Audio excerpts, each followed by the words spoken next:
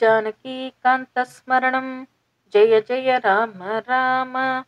श्री सीता लक्ष्मण भरत शत्रुघ्न हनुमत्समेत श्रीरामचन्द्र परब्रह्मणे नमः। अथ पंचविंशः सर्गः।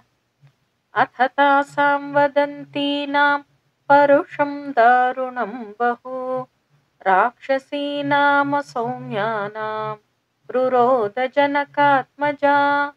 एवमुक्ता तु वैदेही राक्षसीभिर्मनस्विनी उवाच परमत्रस्ता बाष्पगद्गदया गिरा।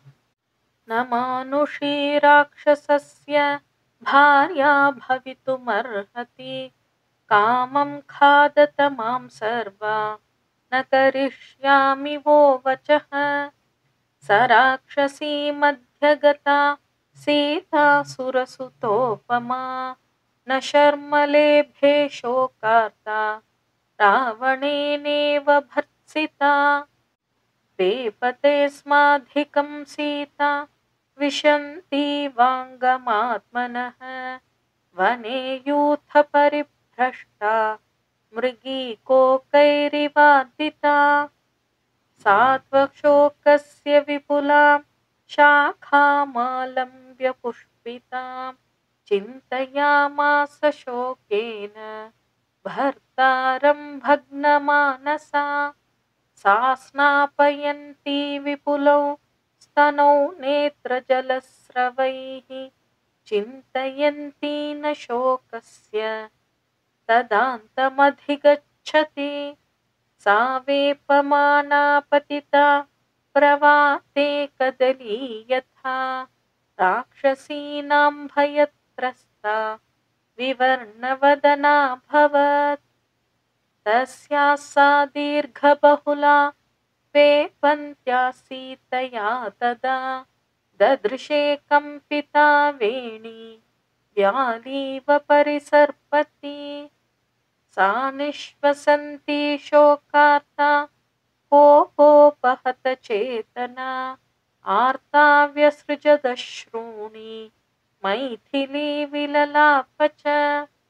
आरामेति च दुःखार्ता हा पुनर्लक्ष्मणेति च आश्वश्रूर्मम कौसल्ये आसुमित्रेति भामिनी।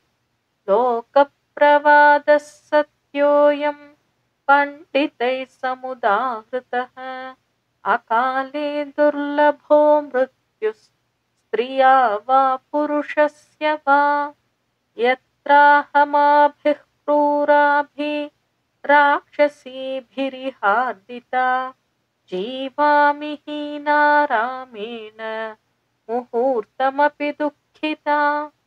एषाल्पपुण्या कृपणा विनशिष्याम्यनाथवत् समुद्रमध्ये नौः पूर्णा वायुवेगैरिवाहता। भर्तारं तमपश्यन्ति राक्षसी वशमागता सीदामि खलु शोकेन कूलं तोयहतं यथा। तं पद्मदलपत्राक्षं सिंहविक्रान्तगामिनं धन्याः पश्यन्ति मे नाथं कृतज्ञं प्रियवादिनम्। सर्वथा तेन हीनाया रामेण विदितात्मना तीक्ष्णं विषमिवास्वाद्य दुर्लभं मम जीवनम्। कीदृशं तु महापापं मया देहान्तरे कृतं तेनेदं प्राप्यते घोरं महादुःखं सुदारुणम्। जीवितं त्यक्तुमिच्छामि शोकेन महतावृता राक्षसीभिश्च रक्षन्त्या रामो नासाध्यते मया। धिगस्तु खलु मानुष्यं धिगस्तु परवश्यतां न शक्यं यत्परित्यक्तुमात्मच्छन्देन जीवितम्। इत्यार्षे श्रीमद् रामायणे वाल्मीकीये आदिकाव्ये सुन्दरकाण्डे पञ्चविंशः सर्गः। जानकीकान्तस्मरणं जय जय राम राम।